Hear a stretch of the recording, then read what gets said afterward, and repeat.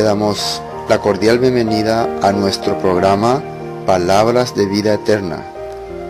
Este programa tiene el propósito de compartir el corazón de Dios a través de las Sagradas Escrituras. Desde ya te dejamos con la audición de este día.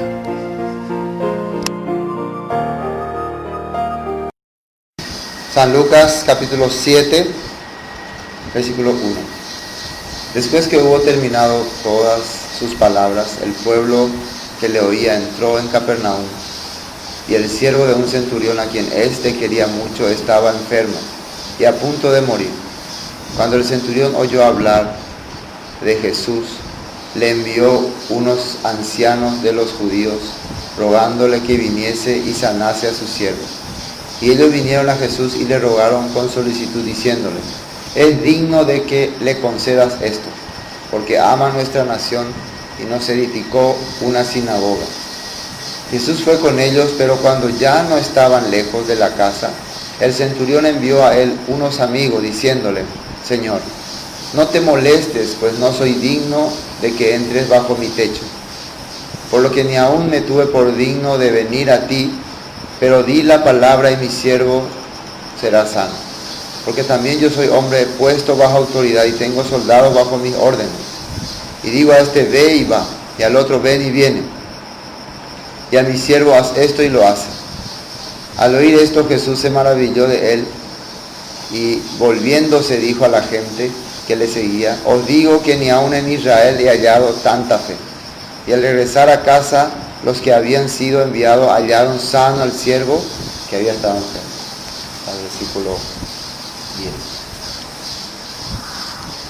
Una vez más la Biblia está mostrando un caso excepcional de la gracia y de cómo qué tipo de corazón puede ser lo que recibe la misericordia de Dios. ¿En qué estado tiene que estar? Como desde el principio que comenzamos Lucas, ¿no? Habíamos dicho, Lucas no escribía por escribir. Nada de lo que él ha puesto acá está puesto así por azar. Él investigó.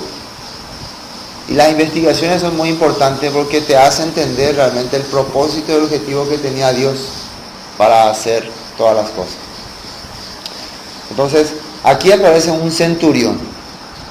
Ya, ¿alguien por casualidad no sabe qué es centurión o todos saben que es un centurión? ¿Alguien no sabe? Balbino, ¿vos sabés qué es centurión? Un centurión. ¿Alguien acá no sabe o saben todos? ¿Saben o no saben? ¿Sí o no? No. Una persona que tiene autoridad. Uy, mi copiatín se me fue pasando un poco.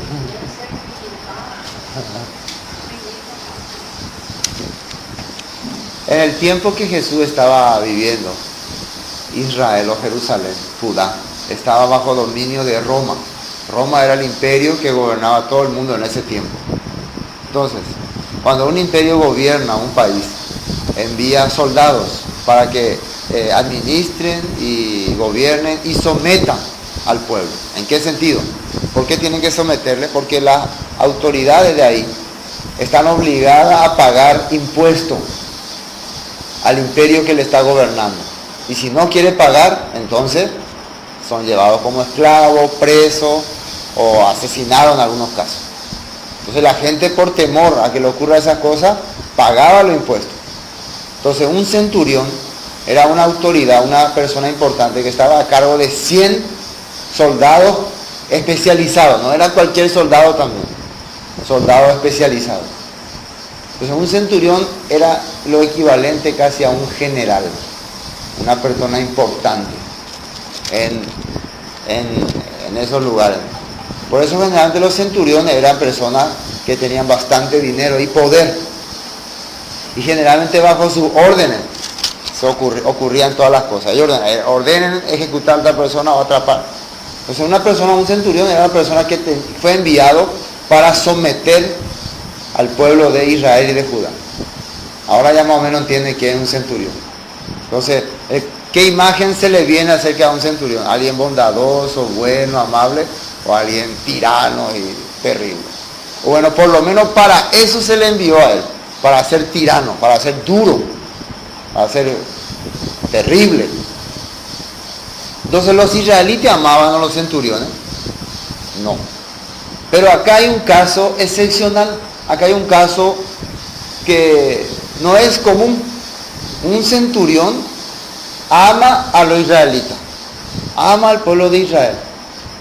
Entonces, Jesús también ve estas cosas. Y creo que Lucas también lo analiza. Yo siempre me entro en la mente de Lucas. Lucas era gentil. Por eso Lucas enfatiza mucho cuando aparece algún gentil en el camino de Jesús. Y muestra la diferencia que tenía Jesús con otros líderes religiosos. Versículo 2 dice, y el siervo de un centurión, a quien éste quería mucho, estaba enfermo y a punto de morir.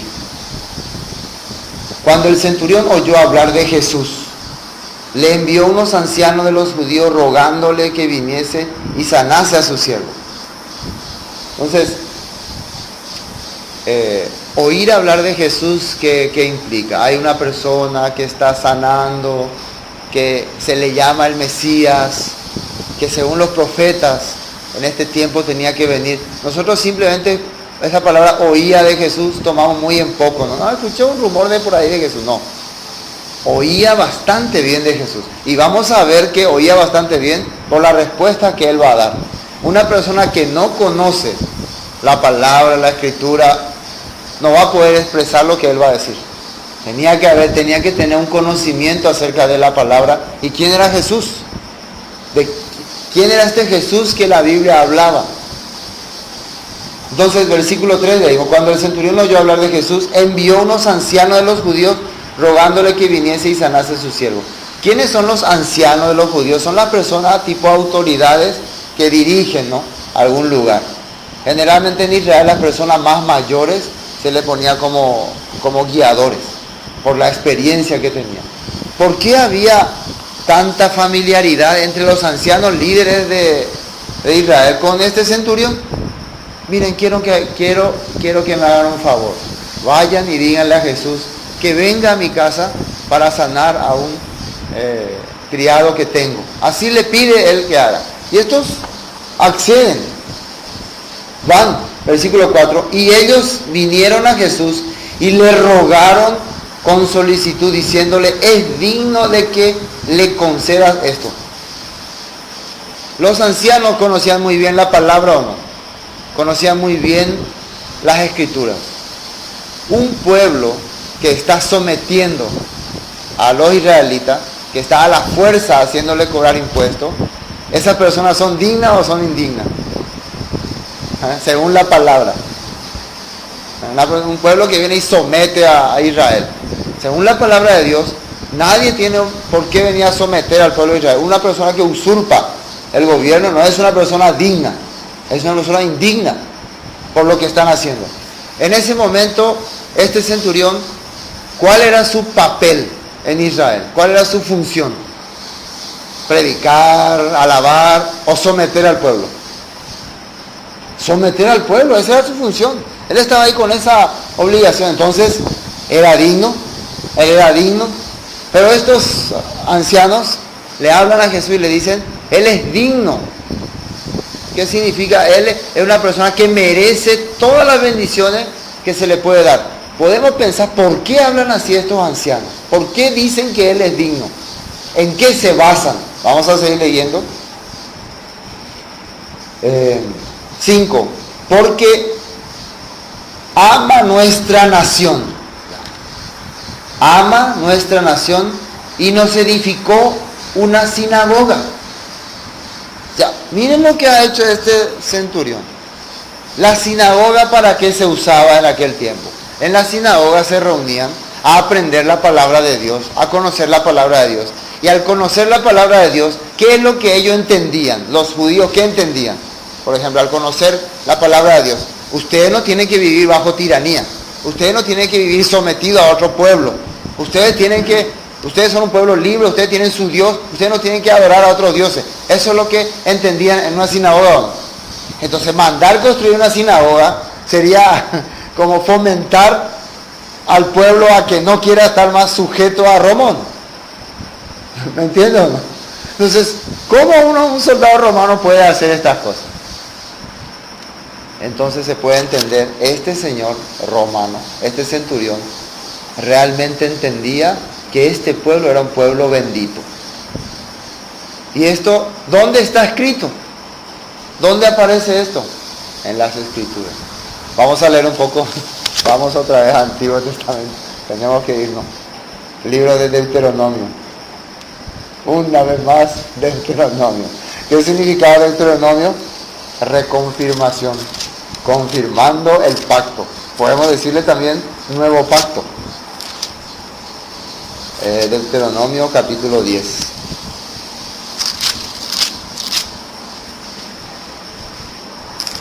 Deuteronomio capítulo 10.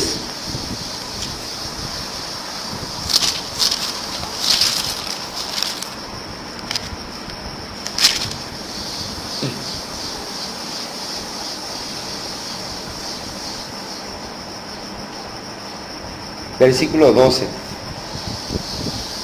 ¿Ven el título del capítulo 10? Se llama el pacto renovado.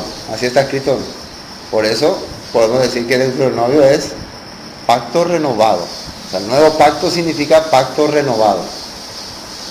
Versículo 12 dice: ahora pues Israel, ¿qué pide Jehová tu Dios de ti? Que temas a Jehová tu Dios, que andes en todos sus caminos y que lo ames y sirvas a Jehová tu Dios con todo tu corazón y con toda tu alma, que guarde los mandamientos de Jehová y sus estatutos que yo te prescribo hoy, para que tengas prosperidad. He aquí, de Jehová tu Dios son los cielos y los cielos de los cielos, la tierra y todas las cosas que hay en ella.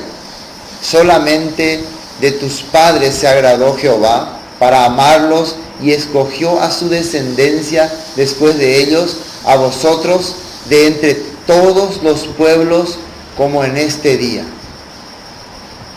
Se va entendiendo ya el corazón del centurión.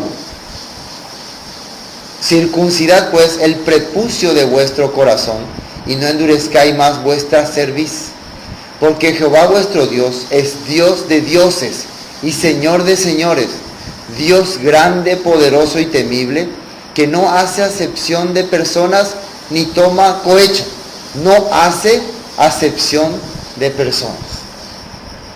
No, yo no quiero saber nada de ustedes los gentiles. Acá está escrito que hace justicia al huérfano y a la viuda, que ama también al extranjero, dándole pan y vestido.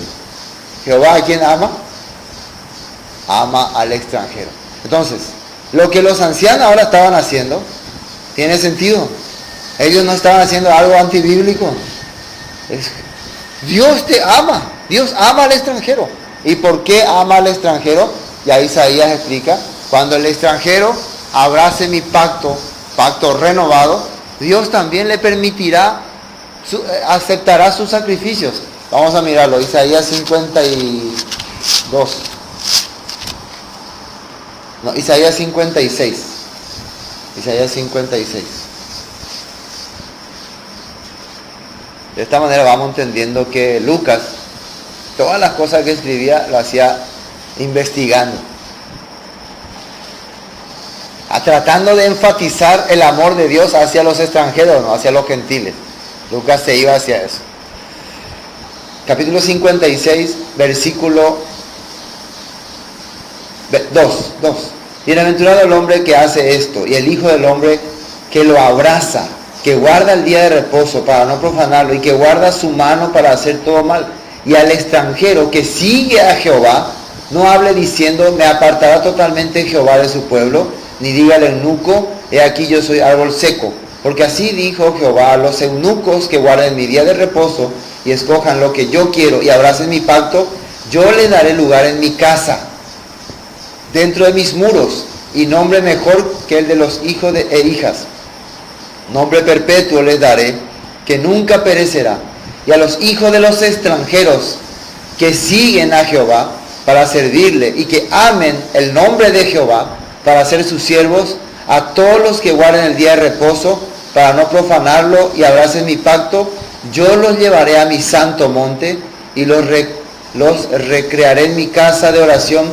Sus holocaustos y sus sacrificios serán aceptos sobre mi altar, porque mi casa será llamada casa de oración para todos los pueblos. Es palabra del Señor. Entonces Dios está confirmando, tanto por los libros de Moisés como por los profetas, que Dios realmente ama a los extranjeros que entienden quién es Dios, quién es ese pueblo, un pueblo escogido, un pueblo santo entre todas las naciones. Cuando capten eso, estos extranjeros, Dios los ama, Dios los injerta a esos extranjeros a su pueblo. Volvamos a San Lucas. Por eso, la petición que están haciendo estos ancianos a Jesús es válida, es bíblica, es aceptable. Este hombre, este Señor ama a nuestra nación y según la palabra de Dios, según la profecía, según la escritura, según la ley, el que bendiga, el que te bendijere, será bendito. Bendeciré a los que te bendigan, maldeciré a los que te maldigan. Este centurión, sobrepasando su profesión, sobrepasando su cargo, él está amando a un pueblo al que tiene que someter, a un pueblo al que se le ordenó, ¿cómo se dice?, hacer sufrir. Él está amándolo. Y tanto demuestra su amor a ese pueblo que les construye un lugar donde ellos puedan adorar y aprender su palabra. Significa que él también estaba interesado en la palabra. ¿Será que él no conocía la palabra? Conocía. Entonces, vemos que mucha gente, ¿por qué tiene interés en las cosas de Dios cuando se van conectando con la palabra? Por eso construye una sinagoga. ¿Para qué la sinagoga? Para el estudio de la Biblia, para estudiar la palabra. Bueno, continuemos. El versículo 5, ¿no? Porque ama a nuestra nación y nos edificó una sinagoga. Jesús fue con ellos. Entonces Jesús se rehúsa, Jesús se opone. Alguna vez escuché que Jesús se dio cuenta que estos hombres eran unos hipócritas, que vivían, ¿cómo se dice? Vivían, ¿cómo se decía? Que se aprovechaban de este centurión, que eran vendidos. Sí, existía ese tipo de personas también, que se aprovechaban de los romanos, pero ese tipo de personas no estaban en Capernaum ni en sinagoga. Ese tipo de personas estaban en Jerusalén, en el templo, haciendo negocios con Roma. Hay diferentes tipos de judíos. Nosotros muchas veces cuando vemos la Biblia, todos los judíos eran iguales. No, hay diferentes tipos. Hay judíos que realmente entendieron el mensaje de Jesús y el corazón de Jesús. Hay fariseos que se dieron cuenta que Jesús tenía la verdad y por eso le seguían.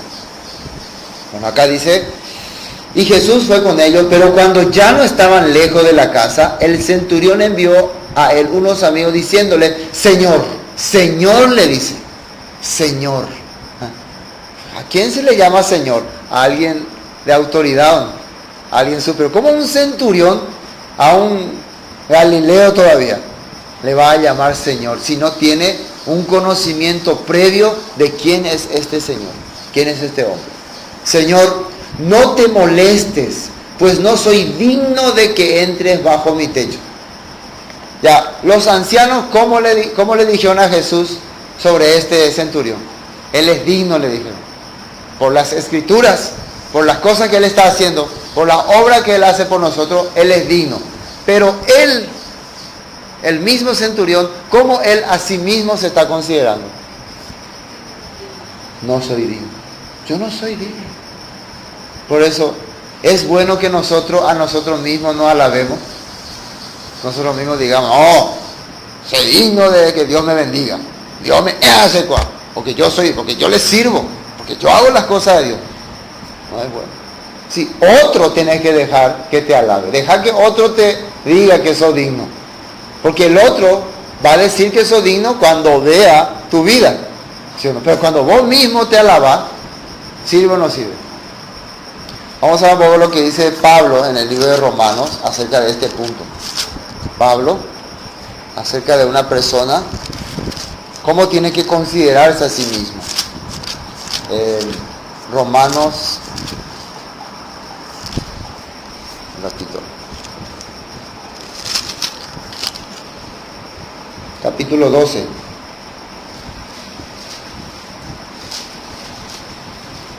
Romanos capítulo 12. Romanos capítulo 12 dice: así que, hermanos, os ruego por las misericordias de Dios que presentéis vuestros cuerpos en sacrificio vivo, santo, agradable a Dios, que es vuestro culto racional. No os conforméis a este siglo, sino transformaos por medio de la renovación de vuestro entendimiento. ¿Qué es esto? Transformaos por medio de la renovación de vuestro entendimiento.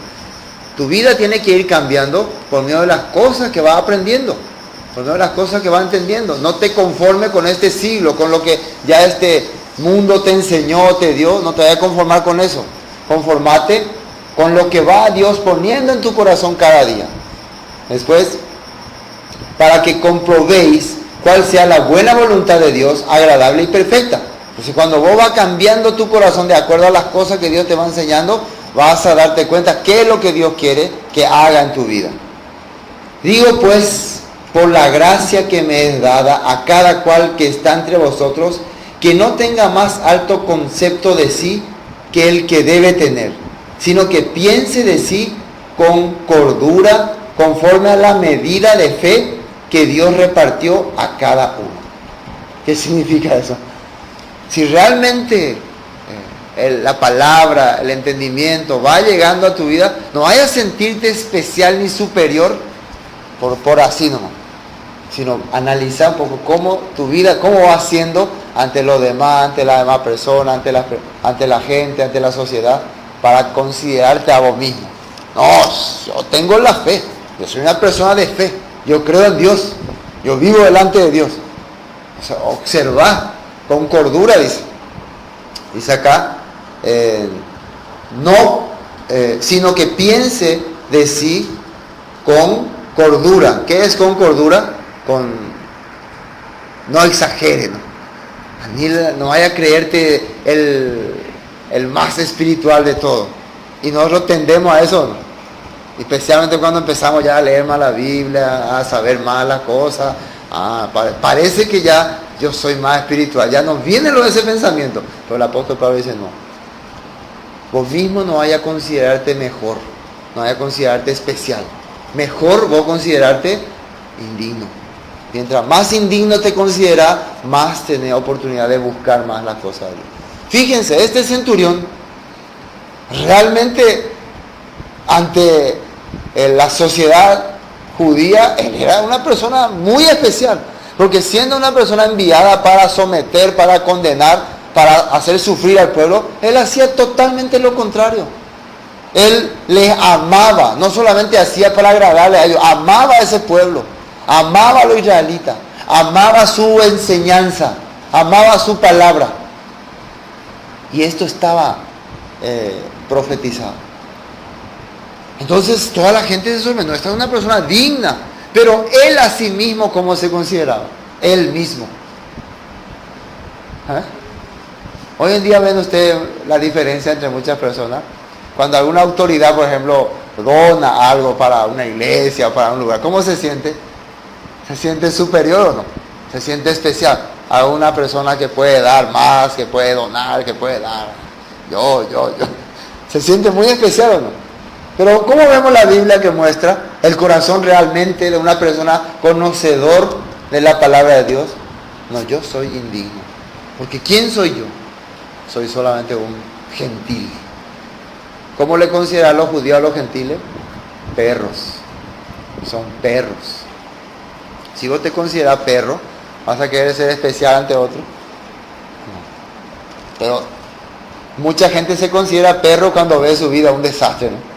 Cuando anda como perro por ahí por la calle, pero cuando hace muchas cosas buenas, ya se siente superior ante otras personas, ya quiere menospreciarle a otros, ya quiere tenerle en poco a otros. Y esto es lo que Jesús ve y nota la diferencia aquí. Dice él, porque ni aún me tuve por digno de venir a ti, No, versículo 6 estábamos, ¿no? Señor, no te molestes, pues no soy digno de que entres bajo mi techo. Esta enseñanza, en parte, él sabía, por la tradición también del judaísmo. Ustedes saben que la tradición del judaísmo, la que hemos hablado la pasada, la enseñanza de los rabinos, decía que es abominación para un judío entrar en la casa de un gentil. ¿Eso dónde estaba escrito? ¿En qué parte de la ley?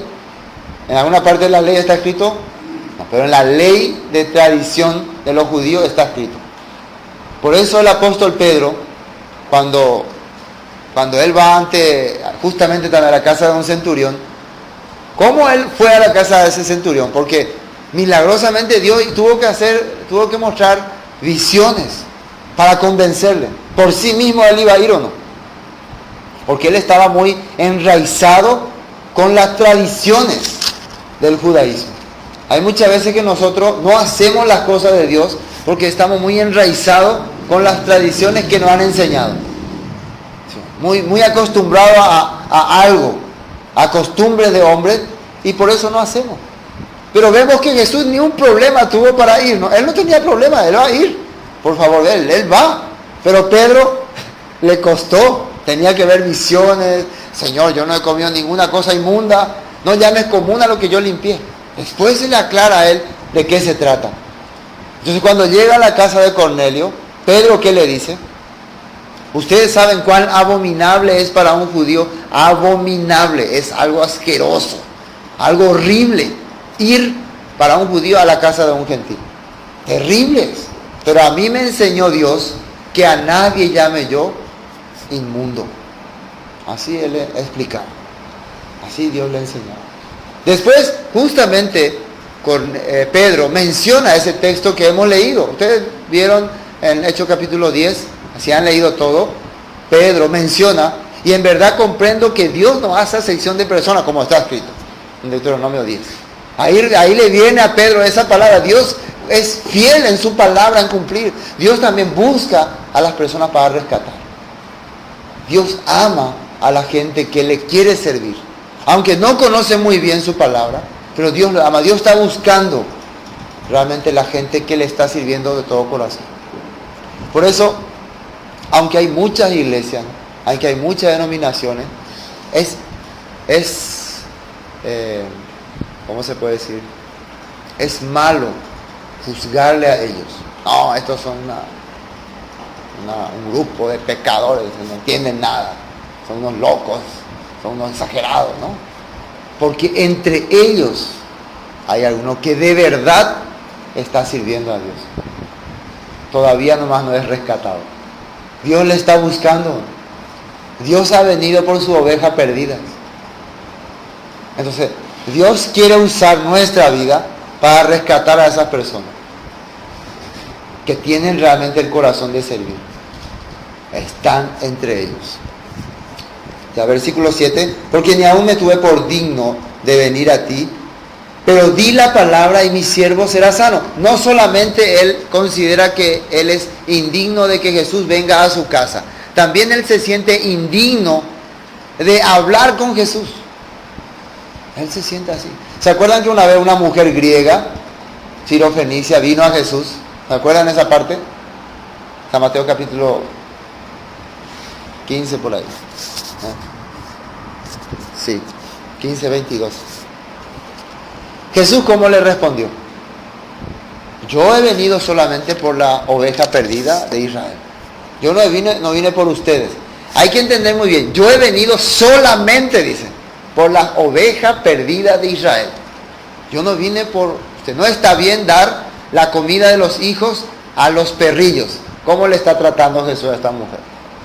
Tú eres una inmunda. Yo no vine por ti, vine por los perdidos de Israel. Ahora la pregunta, ¿por qué ella se acerca a Jesús? ¿Qué ella quiere de Jesús? Y ella le dice, no, sí Señor, pero aún los perrillos comen la migaja que caen de la mesa de sus hijos. Esta persona podemos entender que es entonces una de las ovejas perdidas. Porque si ya hubiera escuchado así, si alguien te dice ya así, vos sos altanero, no orgulloso. Yo me voy. Pero cuando alguien encuentra a su pastor, por quien Jesús ha venido, Jesús le dice, he venido solamente por la oveja perdida. Entonces, ahí ella le está haciendo entender, yo soy una de tu oveja perdida. Yo sé que no soy digna porque soy gentil, soy inmunda. No merezco por la vida que ha llevado ella, por la religión, por la costumbre que ha tenido. Ella realmente no tiene derecho de reclamar. Pero precisamente eso es una oveja perdida. Se perdió y por eso vivió de esa manera. Ahora estoy buscando otra vez a mi pastor. Jesús cuando escuchó esto, por esta palabra, ve, tu hija es sanada. Ni en Israel he hallado tanta fe, dijo. ¿Por qué tanta fe? Cuando Jesús dice tanta fe, significa que la persona le está respondiendo conforme a lo que está escrito. Esta persona está hablando conforme a lo que está escrito. Por eso él ve mucha fe en su corazón. Igual, aquí Jesús, ¿qué está viendo en este centurión? Está viendo la escritura cumplida. Versículo 8, ¿no? Porque también yo soy hombre puesto bajo autoridad y tengo soldados bajo mis órdenes. Y digo a este, ve y va, y al otro, ven y viene. Y a mi siervo, haz esto y lo hace. ¿Qué significa esto? Él está dando a entender. Yo soy una persona bajo autoridad. Y también tengo otra persona bajo mis órdenes. A mí me ordenan, yo obedezco. Yo ordeno y obedece. ¿Qué le hace entender? Usted es una persona que tiene autoridad. ¿Cómo un centurión romano va a decir eso a un judío? ¿Es correcto lo que está haciendo este centurión? ¿Qué le parece? Vos tenés autoridad, le está diciendo. Entonces, prácticamente está incentivando a la rebelión, ¿o no? ¿Ve? Y la playa de autoridad. Él luego dice que tiene autoridad. Sigámosle a Jesús, Él es nuestro líder. El centurión ya reconoce la autoridad de Jesús. Entonces toda la persona, lo que está haciendo este centurión prácticamente es ahorcarse, suicidarse. ¿Pero le importa a él o no? No le importa. Esta persona entiende la escritura. Jesús realmente era la autoridad, única autoridad en ese momento en Israel, ¿o no? Verdadera. Él era el rey verdadero de los judíos. Nadie podía entender ese punto. Ni los judíos podían darse cuenta. Por eso los judíos le rechazaban. Pero a vuestro rey voy a crucificar. No tenemos otro rey más que César. César es nuestro rey. Pero un súbdito de César está reconociendo al judío como autoridad. Yo sé que usted tiene autoridad. Usted diga la palabra y se cumplirá. Imagínense lo que él creía. Hable y se cumplirá. Porque así está escrito. Dios solamente le envió a usted para ser la autoridad. Diga y se cumplirá. Jesús se quedó sorprendido, ¿no? Versículo 9. Al oír esto Jesús se maravilló de él y volviendo dijo a la gente que le seguía: os digo que ni aun en Israel he hallado tanta fe.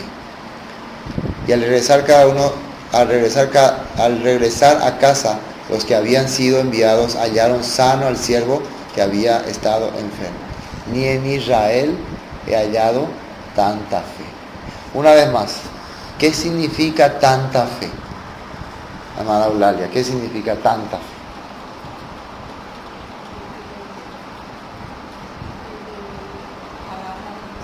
Porque esta persona tenía conocimiento que el Mesías, el Cristo, no simplemente era un sanador, no simplemente era un curandero, era una persona con autoridad, con poder, porque eso decían las Escrituras. Eso es tanta fe.